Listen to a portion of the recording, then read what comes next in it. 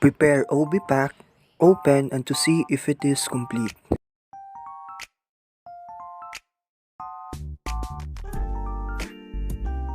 Once it is open, you can attach the inner lining. You can use forceps.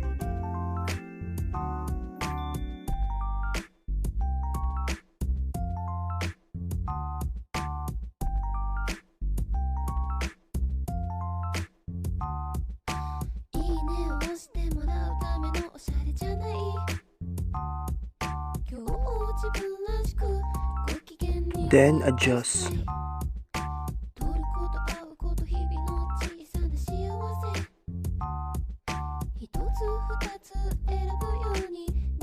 Prepare the OR pack and open the OR pack.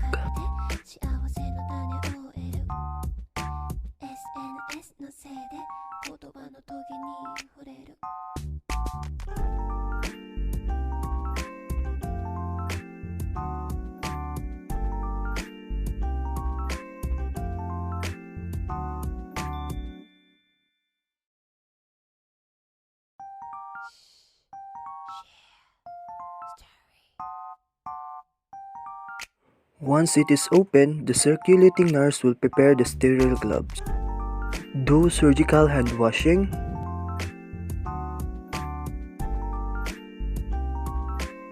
Dry hands with sterile towel.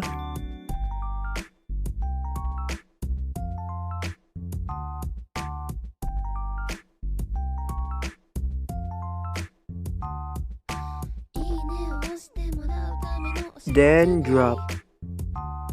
Pick up the gown, then release and locate the armhole.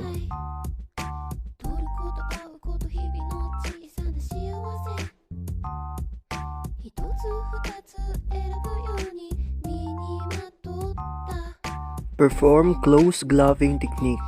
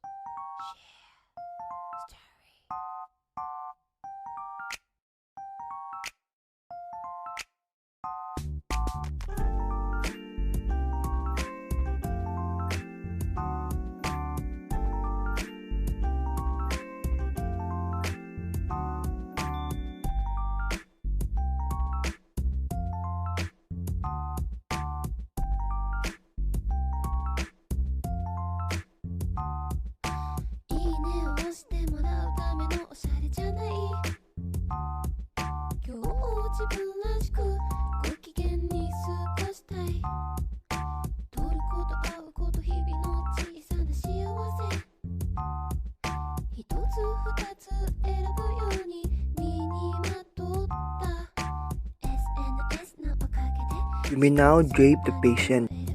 Leggings. Hide the sterile gloves, then insert. Then repeat to the other leg.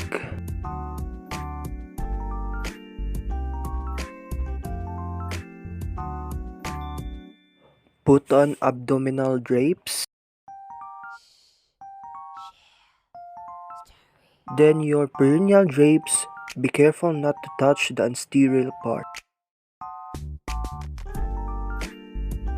Assisting nurse will prepare the materials needed for surgery according to the sequence. First, the bandage scissor, used for cutting the perineum after the baby is delivered.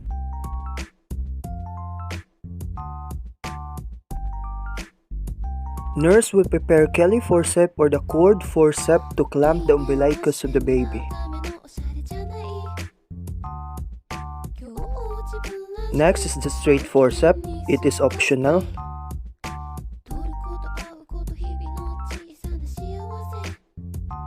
Next is the umbilical cord scissor.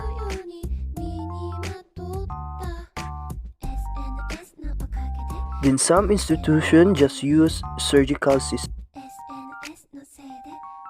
Then next is the needle holder. By the time the doctor will repair the perineal area.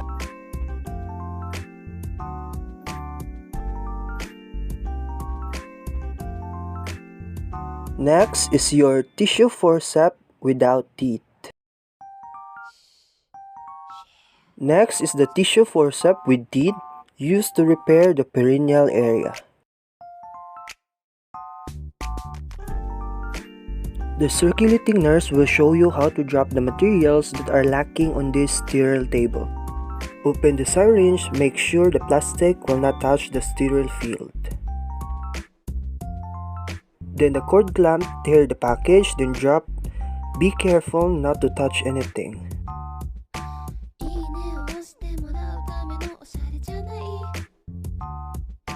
Then open the OS, then drop.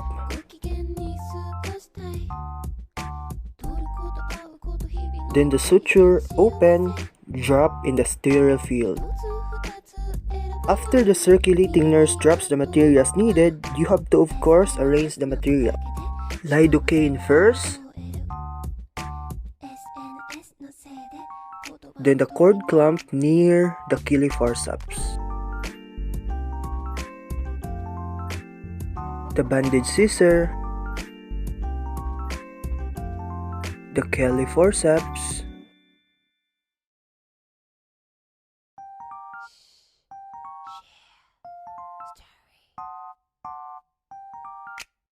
the straight forceps,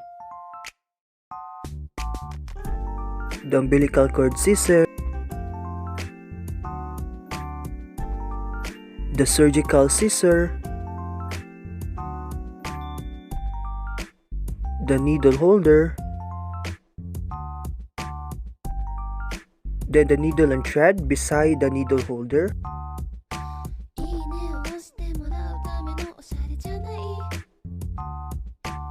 the tissue forceps without teeth, then the tissue forceps with teeth, the placental bowl,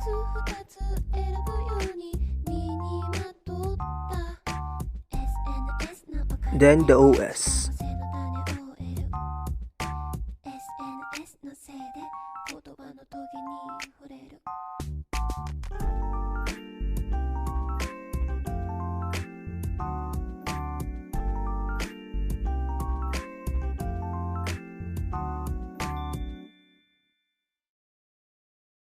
Prepare the suture, open it, then you get the needle holder. You are going to place the needle to the third teeth of the needle holder. You give allowances to the needle. In serving the needle, it depends to the dominant hand of the doctor. Lock it properly. If the doctor is right-handed, then the pointed end of the needle will be facing the left side, and it is vice versa. Place the needle facing downward.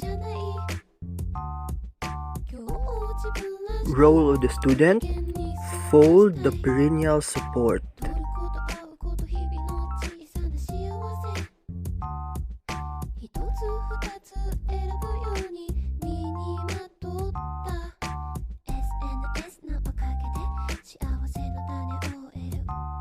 Hold your hand. Hold the thigh of the patient. Then support the perineum. Support it properly. Non-dominant hand will be touching the lower extremities of the patient in order to support yourself. When the baby is about to be delivered, the handling nurse will support the perineum until the baby is fully out. We'll drop the support in the pail. Get a 10 cc lidocaine, remove the needle cover, then you serve it this way. Give the OS. We tap the syringe in a scooping technique.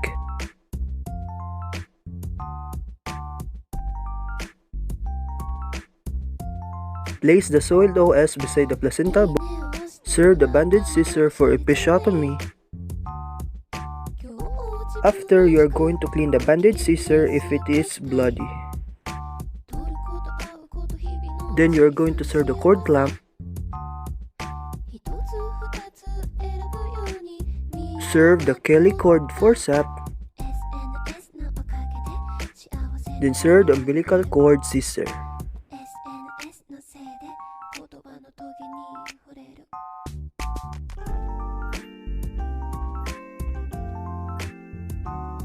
Roll the placental cord in the curved forceps, wherein you deliver the placenta and observing the signs of the placental separation, tubular shape of the fundus, gush of blood, the change of the appearance of the uterus, and the lengthening of the cord. 2 ways of delivering the placenta. Non-dominant hand is placing the hypogastric area, then to perform upward, downward, side, the other side, then slowly pulling the placenta.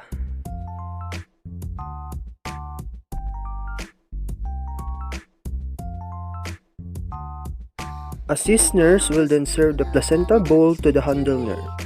Place the placenta into the placental bowl. Check the completeness of the placenta. The Schultz presentation, it is shiny and it is the maternal side. Then the Duncan presentation, it is the dirty and the fetal side. After the placenta is being delivered, the circulating nurse will have to check the BP of the patient. After checking the BP, then serve the syringe with lidocaine hydrochloride, followed by OS. Place the syringe in the proper place, scooping technique. Place the OS near the placental bowl, then serve the needle holder with needle.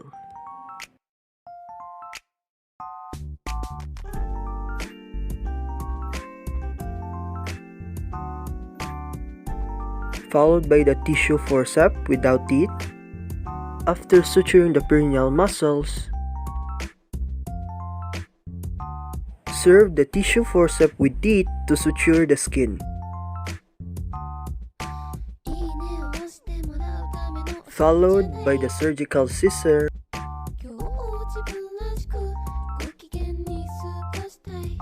Arrange properly and wipe if there are blood in it.